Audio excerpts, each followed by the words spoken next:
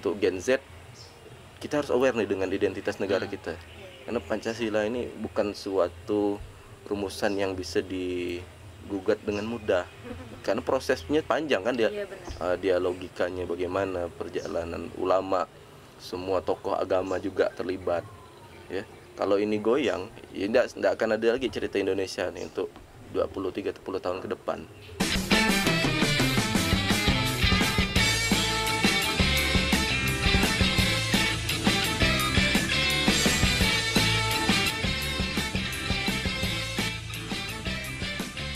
Assalamualaikum warahmatullahi wabarakatuh. Kembali lagi di Ngobras, ngobrol asik budak Kapuas.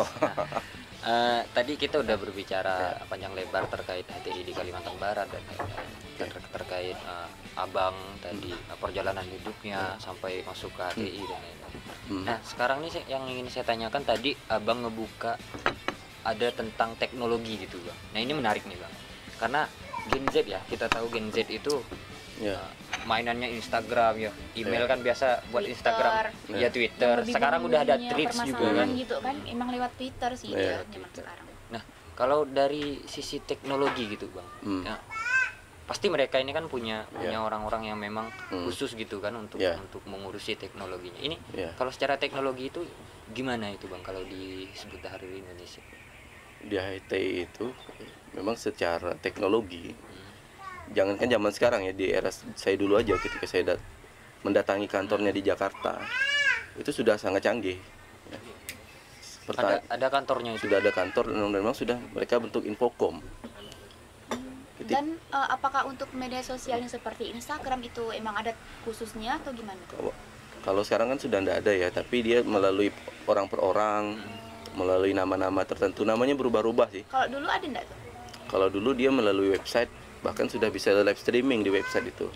Platform kan terbatas ya dulu ya, tapi mereka sudah memulai itu dari awal. Jadi memang memanfaatkan teknologi itu.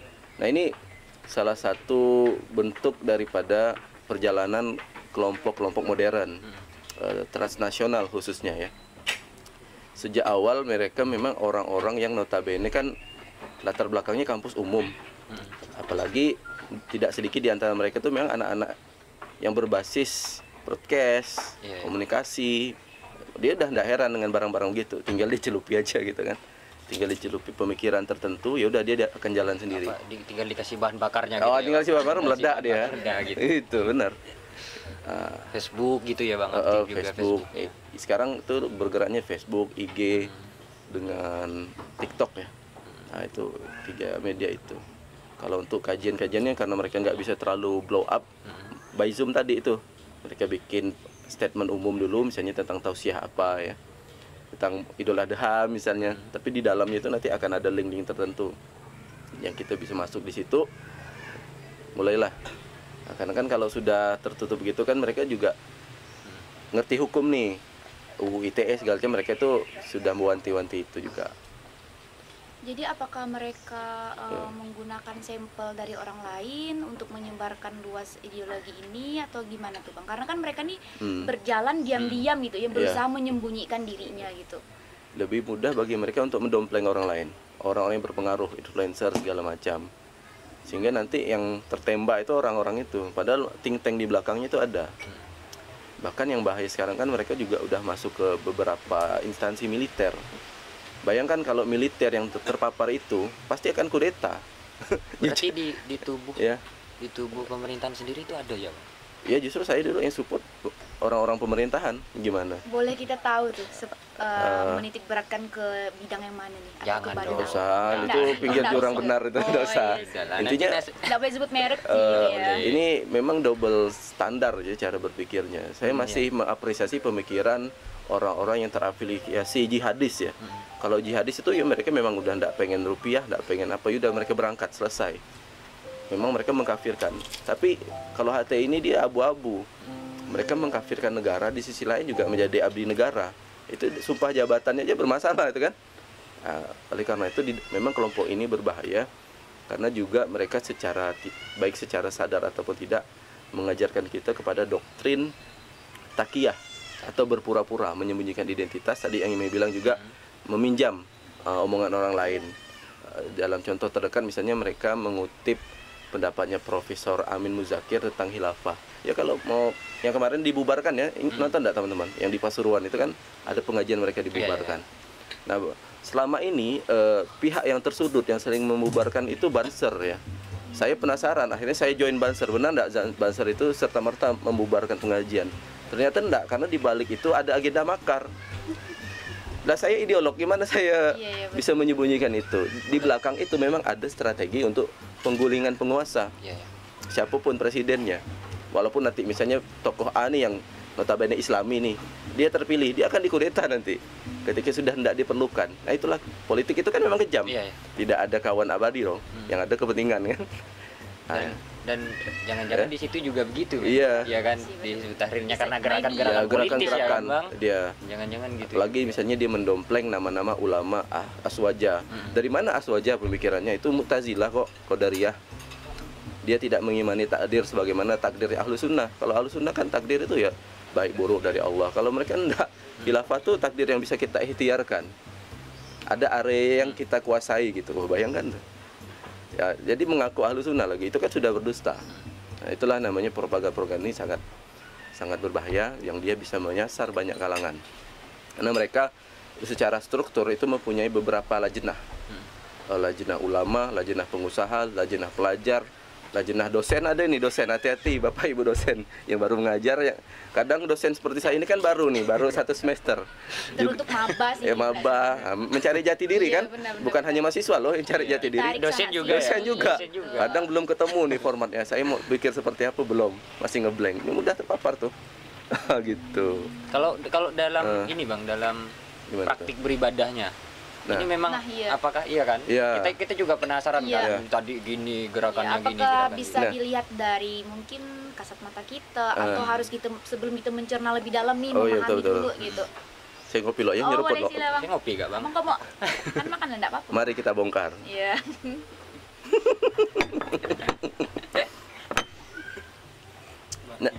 Nah. Jadi gitu. Ya kalau praktik ibadah tadi ya. Jadi praktik ibadah. Nah, niat saya itu bergabung di beberapa aliran itu apapun ya, saya sebenarnya open minded orangnya. Ingin belajar ngaji sebenarnya, pengen belajarin mungkin tajwid kita salah gitu ya. Mungkin sholat kita nih masih nggak jelas ya, ininya panduan Al-Qur'an dan hadisnya gitu. Tapi ternyata di sana itu diajarkannya politik terus, kekuasaan, bagaimana menggulingkan. Begitu ya terus kebanyakan. Akhirnya saya tanya, ini acuannya kalau ibadah kemana gitu kan. Mereka membebaskan itu sehingga akhirnya kita ya sanadnya sanad Google lagi lah. Syekh Google akhirnya kan. Terserah kita. Loh kok gini kan? Artinya kita ini mau belajar agama atau apa nih di sini. Nah, di situ yang buat saya agak guncang tuh, benar tuh. Nah, karena berbicara tadi yang bilang tentang mungkin bisa kita kaitkan dengan media sosial gitu ya. Nah, zaman sekarang kan kita nih banyak nih belajar agama, menggurui YouTube dan lain sebagainya. Sekiranya nih menurut Abang ada enggak mungkin dari kalangan ustadz-ustadz yang menyangkut pautkan dengan hal tersebut? Ada enggak nih yang berhubungan gitu? Atau mungkin mereka meminjam template-nya dari si ustadz ini atau lain sebagainya? Oh, jelas ada itu. Saya tidak usah sebut nama lah ya. Iya. Itu sebenarnya baru masuk Islam sih beliau itu kan, cuman era 2000-an cuman sudah terustadkan. Nah, itulah bahayanya daripada kelompok modern ya. Kita bisa buat skema perbandingan lah. Kalau kita kuliah nih dia jadi santri Al-Azhar, Kairo Mesir, itu kita baru dikatakan ulama atau ustadz itu setelah mondok 30 tahun. Itu pun belum tentu dapat semua ijazah kan dari guru. Tapi kalau kita ikut HTI ini, besoknya udah bisa jadi ustadz, udah bisa. Besok misalnya kita ngaji nih, besoknya kita ditugaskan ngisi pengajian. Ya udah kita bisa berfatwa seliberal mungkin gitu. Nah, jadi menurut Abang apakah salah satu bentuk dengan tersebut menjadi daya tarik nih untuk orang-orang karena mereka menganggap karena kita berbicara tentang politik kan gitu ya, jadi kayak ambisi itu mungkin meningkat dari orang biasanya nih. Apakah dari faktor tersebut menurut Abang bisa menjadi salah satu menjadi daya tarik untuk orang-orang yang belum mengetahui HTI sehingga mereka kayak wah dengan masuk sini ini gampang nih, mau ini nih bisa nih terjamin jadi ustadz kan. Nah, satu hari langsung bisa jadi ustadz gitu. Yang ditawarkan mereka ya, saya terus terang kalau saya berpikirnya tidak idealis, oportunis, saya mungkin udah jadi ulama besar di situ. jadi ini udah jadi syekh, udah setan lah mungkin ya. Iya benar kan. Secara fasilitas akan difasilitasi. Mau istri berapa bisa itu bisa karena mereka kan jalur itu los gitu. Telat berarti saya tahunya. Makanya ada sebuah makanya lebih baik nggak usah tahu gitu. Ya mungkin itu ya hikmahnya ya. Nah makanya ada sebuah anekdot bahwa kelompok ekstrim ini mereka itu berat ingin menerapkan syariat ke orang lain tapi ringan terhadap diri sendiri. Kalau beragama kan tidak begitu. Yang berat tuh untuk diri sendiri. Tapi untuk orang lain tuh kita los. Kita open apapun pahamnya yaudah silakan ya. Nah itu terbalik mereka itu. Nah makanya memang tawaran-tawaran yang mereka berikan itu sebenarnya memang hajat-hajat duniawi. Mau ekonomi misalnya bisa, mau sekolah bisa. Saya ditawarin juga gitu. Mau istri tadi juga. Tapi di situ kan pada akhirnya kita tidak bisa kemana-mana, tersandra. Yang jelas kita berada di satu sisi pihak yang melawan negara. Kita mengkritisi negara harus sebagai bentuk kontrol, muhasabah lil hukam dalam pemahaman kelompok tertentu. Tapi kalau ujung-ujungnya ingin menggulingkan, apakah semudah itu untuk membangunnya kembali kan? Ya, nah yang berbahayanya itu genset kan kadang perlu juga ini aware terhadap kondisi sekarang. Bukan berarti mereka itu kelompok politik, kita justru malah menjauh ya. Justru harus kita pahami secara geopolitiknya bagaimana mereka, secara geoekonomi, secara geostrategi. Dari mana nih induk komando mereka nih? Apakah mereka benar lahir dari seorang rahim ulama yang lurus atau bukan? Atau dari sebuah pendidikan kampus misalnya? Yang namanya hidup kan tidak mungkin lepas dari politik sih. Iya, tidak mungkin lepas. Nah, tapi politik yang kemudian membahayakan diri kita sendiri, ya, coba mau ngapa kita mau sok-sok pahlawan? Pahlawannya udah kesiangan bener nih. Jadi menurut abang nih puncak pergerakan dari mereka ini seperti apa? Puncaknya gimana tuh maksudnya men? Semisal nih kan karena kita berbicara tentang politik ya. Jadi di Indonesia ini juga kan sudah booming-boomingnya nih adanya banner di tepi-tepi jalan nih, paham lah kan banner apa gitu kan. Nah apakah dari sistem tersebut jadi mereka tuh kayak lebih merasa naik down nih puncak pergerakannya, kayak merasa berperan ya, kayak mungkin masih eksis nggak sampai sekarang gitu. Gimana tuh menurut namanya ideologi itu orang udah tertanam itu tidak mungkin mati. Semacam Leninisme, bahkan komunisme, kapitalisme. Jadi tidak ada tarik ulur atau pasang surutnya gitu ada. Ya, Bang? Bahkan mereka didoktrin, hatta dipenggal pun mereka akan seperti itu. Bayangkan dia menganggap pilihan politik itu sebagai akidah. Ya, bab politik ini bab akidah menurut mereka, bayangkan. Saking mendarah daging. Mendarah daging. Ya. Orang yang berbeda pilihan politik itu bisa, saya tidak ada kampanye politik praktis nih ya. Kalau berbeda pilihan politik itu mungkin beda agama. Beda agama. Bukan hanya beda sekte. Mengerikan tuh ya. Ngeri. Bahkan kalau kita tidak bergabung di kelompok mereka itu matinya itu mati jahiliyah. Mati bodoh gitu. Mati bodoh gitu. Pakai hadis pula. Ya kan? Masih ingat Bang hadisnya? Mi'atatan jahiliyah begitulah ya, saya enggak mengerti. Tapi itu bukan hadis maudhu kan Bang ya? Dan saya enggak ahli hadis saya. Gitu. Nanti dianggap sama-sama enggak tahu lah ya kita. Sih, nanti gitu jadi mata kuliah ulumul hadis, nanti ada ada dosen yang kompeten di bidang itu. Itu. Jadi puncak pergerakan mereka itu sebenarnya udah lewat. Kalau dari sisi pembangunan brand image ya kan udah tumbang kan. Tapi nanti bisa diedit lah videonya, itu bisa ditampilkan. Mereka juga tetap ingin menunjukkan bahwa mereka itu tetap ada. Yang terdekat mereka aksi untuk Kalbar ini, mereka aksi di bundaran itu dengan tema tuh Tarhib Ramadan. Waktu bulan Ramadan kemarin. Baru-baru ini. Dan ternyata saya lihat banyak wajah-wajah baru. Dan ideolognya di situ saya tahu semua. Bagaimana cara mereka bersiasat, apa yang mereka inginkan. Intinya mereka itu sebenarnya secara elit udah bagi-bagi kekuasaan juga. Apa bedanya sih dengan orang yang udah diporsikan yang mau naik dewan, apa sih bedanya gitu. Udah terstruktur cuman dia mendompleng ayat. Nah itu yang kita tidak senangnya di situ. Jadi mereka menipu orang sementara mereka ini punya tujuan juga gitu. Tujuannya duniawi, kekuasaan. Nah itu ya agak ini nih agak ini berat. Bahasanya berat atau suaranya yang mulai berat nih. Ini Bang, ini makin dalam makin menarik. Apa seru sih? Makin seru. Saya tertarik sama bahan bakarnya dalam organisasi itu kan kita tahu ideologi itu kan. Ideologi betul. Kata Bang tadi sekarang kita masuk, besoknya itu bisa jadi ustadz. Nah, bahan bakar ideologi yang mereka tanamkan ke apa? Ke kader-kader barunya gitu, yang ingin mereka kader gitu. Itu seberapa lama sih? Kok bisa dengan yakin abang tadi mengatakan itu kan sesingkat itu tiba-tiba besok jadi ustadz, tiba-tiba besok dia udah berani apa? Jamuannya keren sih, sampai yakin gitu. Karena saya ngalami sendiri gitu, saya belum tahu apa-apa. Mas, saya ini masih pengen belajar gitu. Tapi dalam satu kondisi itu, saya diletakkan misalnya untuk mengisi acara, misalnya itikaf di masjid. Lah saya ngisi gitu gimana? Terus mereka ini kayak ngeprank lah, datangnya belakangan misalnya. Lah itu kan kayak seakan-akan kita tuh udah Ustadz, oke sih secara positif tuh kita dilatih untuk memimpin, berkomunikasi. Tapi kalau yang kita sampaikan ini masalahnya anak orang nih, akan kita ajari agama gitu.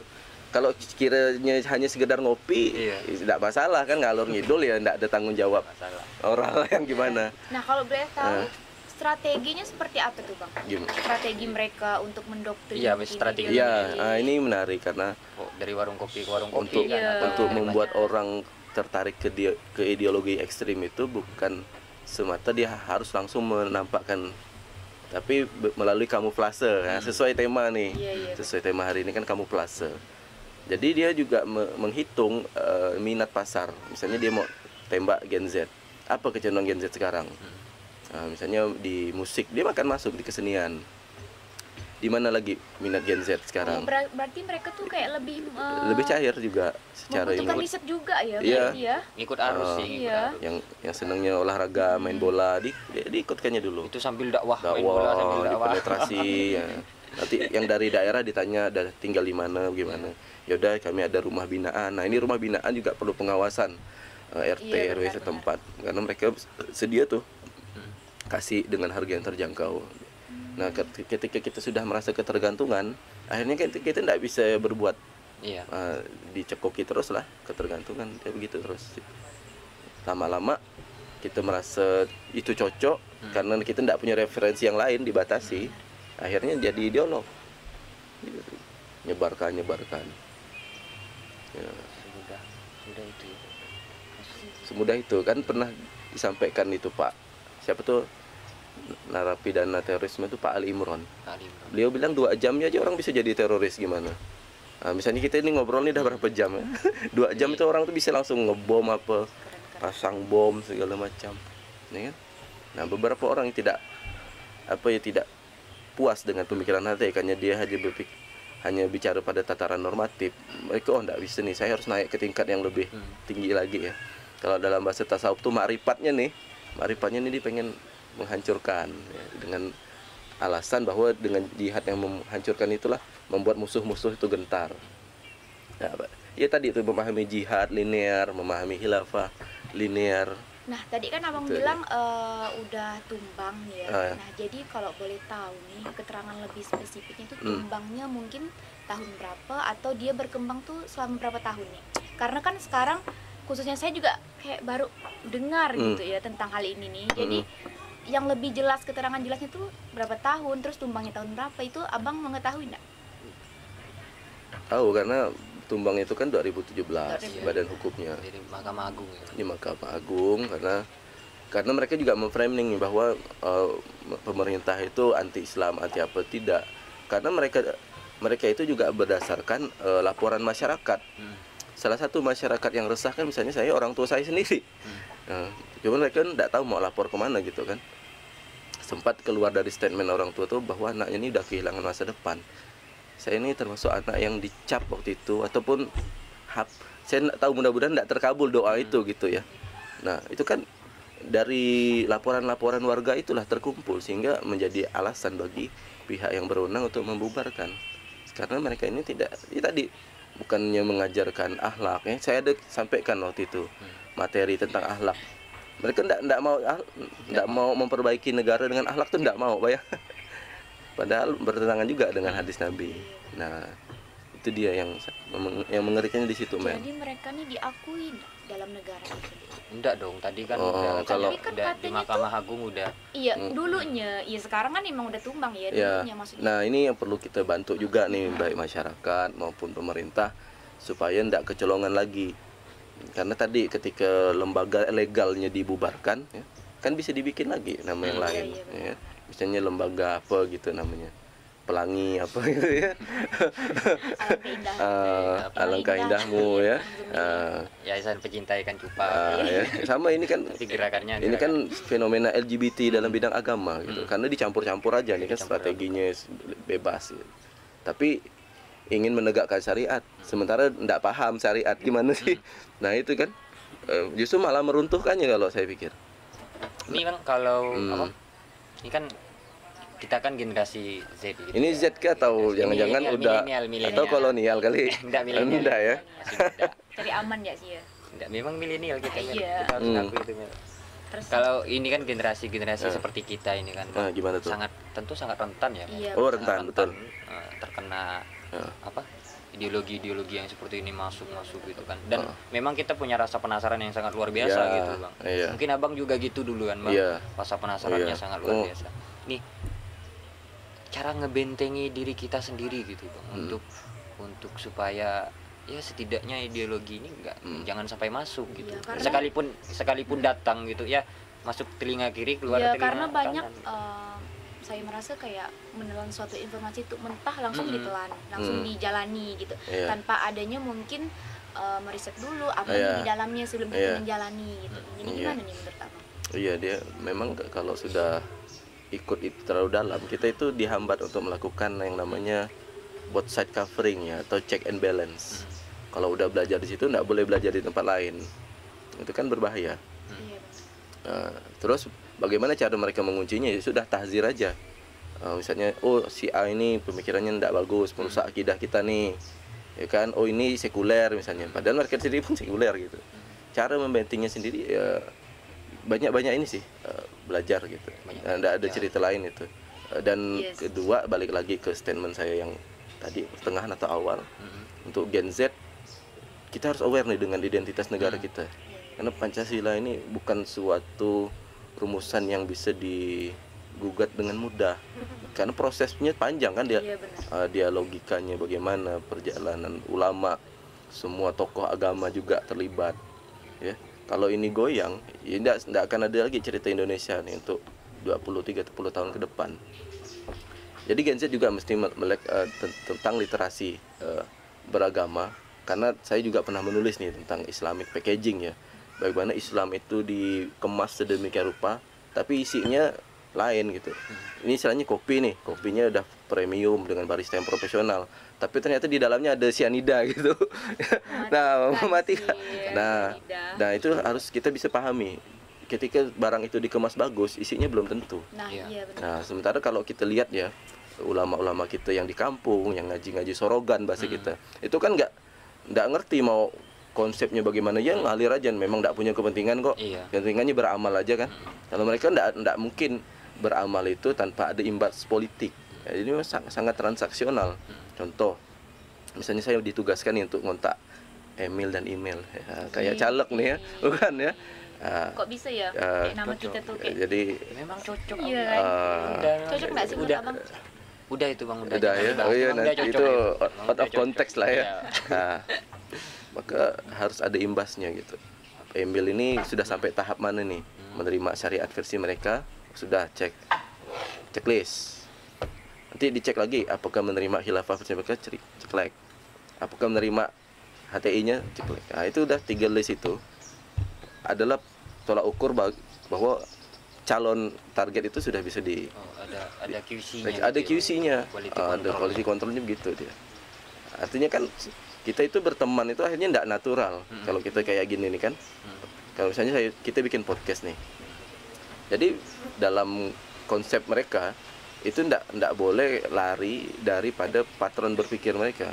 Nah, harus ada pesan-pesan yang mereka sisipkan di situ, yang berujung kepada perekrutan. Pokoknya begitu aja. Tapi mereka bisa menghargai enggak, Bang? Apanya? Atau harus memaksa nih, harus kayak mereka tuh enggak bisa menghargai dari sisi lain, atau menerima dari sisi lain. Kalau sampai enggak masuk ditodong gitu kan. Iya, atau kodratnya memang memaksa atau gimana tuh? Nah, ini doktrin mereka lucu nih. Kan memang agama itu tidak dipaksa. Tapi kalau sudah menjadi aturan, itu akan bersifat menekan atau memaksa. Gitu dia mainnya logika kayak gitu. Memang permainan kata-kata ini halus, tapi kita kalau bisa mencernanya, oh ini ada masalah nih kan. Nah, sehingga kita juga mesti lihat dari trik-trik itu tadi, cara-cara mereka memainkan kata-kata ya. Soal bagaimana mereka nanti akan menjadikan itu memaksa kita atau enggak, ya enggak juga. Karena saya pun diberikan ruang, walaupun ketika saya memutuskan keluar itu tidak baiat itu, saya masih di follow up gitu.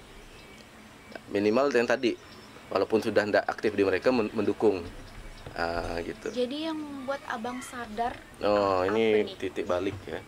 Ya saya yakin tidak cuma saya sih yang begini, banyak sekali orang yang keluar. Cuman resikonya menjadi penyintas seperti saya ini adalah mereka itu punya doktrin yang namanya muqatta'ah lil muslimin. Apa bang? Muqatta'ah. Apa itu dasarnya? Kena IAIN apa? Apa tuh? Bisa bahasa. Jangan apa sih? Abang apa muqatta'ah audien? Muqatta'ah itu Bukan ke? Oh iya, betul Mas. Turun. Jadi memutuskan tali silaturahmi, baik itu saudara kandung, apalagi teman, ya kan? Kita tidak akan bisa ngobrol gini kalau saya masih di dalam, itu aja intinya. Nah, kita akan dibatasi. Nah, gitu. Ada nggak nih rekan-rekan abang yang di dalam itu tuh yang sama kayak bang posisinya sekarang? Nah, itu dia. Kenapa tidak banyak yang bersuara? Karena begini, setiap kita ini kan punya cacat celah ya, punya aib. Iya. Nah, maka aib kita itu akan dipublish oleh mereka kalau kita mengkritik. Nah, itu bagian daripada rangkaian muqatta'ah. Ancaman untuk diri sendiri. Ancaman untuk diri sendiri sebenarnya. Saya ini terancam juga gitu. Makanya posisi saya juga mesti diamankan gitu. Karena tidak sembarangan juga bisa berbicara seluas ini. Gitu. Oke, menarik ya Mel. Tadi kita mendengar tentang perjalanan seru hidup sih, dari sebenarnya nggak cukup sih. Nggak cukup, Iya. Tadi kita udah ngedengerin sisi lain dari Hizbut Tahrir Indonesia, bahkan dari orangnya langsung kan. Ini langsung narasumbernya ini langsung pelaku utamanya gitu. Nggak KW sih gitu kan, orang asli. Dan ini ya Bang, terkait tadi itu tentang membentengi itu Bang, tentang membentengi. Jadi gimana nih? Kalau dalam medianya gitu Bang, kan kita nggak bisa itu kan, tetap arus itu bakal masuk terus. Nah, cara membentengi di medianya itu gimana Bang? Ini mungkin sebagai closing statement aja lah ya, karena ini nanti kita akan bicara panjang lagi. Teman-teman bolehlah sisipkan komentar, tanya jawab, sekiranya juga menemukan indikasi-indikasi yang akan terpapar gitu ya. Jadi karena kita sudah berpengalaman, kita juga sudah bisa mengidentifikasi orang ini bakal kena nih, orang ini tidak kena gitu. Walaupun ada derajat errornya juga ada, tapi rata-rata pas gitu. Nah, intinya sebagai penutup ya dari apa yang sudah kita diskusikan dalam ngobras ini, kita mesti memberikan apresiasi yang tinggi lah terhadap Pancasila, karena Pancasila itu kan tidak hanya sebagai sebuah ideologi yang saintifik, tapi juga dia mengandung falsafah yang di dalamnya ada gotong royong, nilai-nilai kebaikan di situ, persatuan, silaturahmi. Itu membantah muqatta'ah itu sebenarnya. Ada adat istiadat. Makanya kita kenal sebuah pepatah gitu ya, adat bahasandi syarak bahasandi kitabullah. Itu kalau bahasanya Mbak Ainun Najib itu kan, Cak Nun itu, menjaga budaya itu kan merupakan pekerjaan agama. Nah, itu dia. Kalau meruntuhkan Pancasila itu justru menentang dari ajaran-ajaran dalam agama gitu. Nah, itu selain juga kita penting juga selain silaturahmi, musyawarah. Ini akan mereka hilangkan saling mengenal, toleransi dan beradab. Mereka memahami bahwa ada perbedaan, tapi mereka tidak mau memaklumi. Makanya di dalam beberapa doktrin pemikirannya, jangan harap mereka akan aktif di berbagai kegiatan yang kita tuh ada di situ. Mereka menutup diri secara eksklusif bahwa yang benar itu hanya mereka. Tapi misalnya kalau aktif di abang, organisasinya apa misalnya? Pergerakan mahasiswa. PPI misalnya. Itu dianggap tadi sia-sia gitu. Atau yang berafiliasi ke hal-hal yang sifatnya kemanusiaan. Itu tidak ada faedah menurut mereka ya, kecuali yang mendatangkan cuan barangkali. Nah, itu aja sih. Gen Z mesti mendiskusikan ulang lah Pancasila ini dengan perspektif kepemudaan. Iya. Gitu. Nah, jadi ada enggak nih pesan untuk kita atau untuk teman-teman yang Ah, nonton mungkin iya. dari Abang terkait apa yang sudah kita obrolin di ngobras ini? Sudah mewakili sih dari Oh, closing sudah. statement Kalau tadi sih. closing juga dari saya Bang. Oke. Sebenarnya Gimana? simpelnya gini loh. Kita nggak perlu ribet-ribet gitu. Iya. Mau bahas apa. Uh-uh. Sebenarnya kita udah punya pedoman yang sangat jelas gitu. Iya. Falsafah negara itu Pancasila. Ada nilai Mm-mm. ketuhanan, ada Ya, nilai iya. persatuan, Iya. ada nilai permusyawaratan dan lain-lain. Banyak Iya. sekali nilai-nilai yang bisa kita ambil. Iya. Jadi mungkin untuk sahabat-sahabat yang di rumah gitu, Mm. ya kita perdalam saja gitu Iya. tentang Pancasila dan lain-lain. Perbanyak literasi. Iya banyak Iya. sekali kan butir-butir itu Iya. nilai-nilai yang ada di dalam Pancasila. Mungkin boleh didiskusikan di ngobras Iya. mungkin ya. Boleh kita Ah, di, ini kan di episode selanjutnya. Budak Kapuas nih. Iya. Jadi skupnya Kalbar nih boleh kita di sini. Oke, terima kasih ya. Iya, Bang sama-sama. Dani, terus email. Mungkin kita bertemu lagi di ngobras ya. Ngobrol asik Budak Kapuas. budak Kapuas. Kapuas. Oke, bye bye.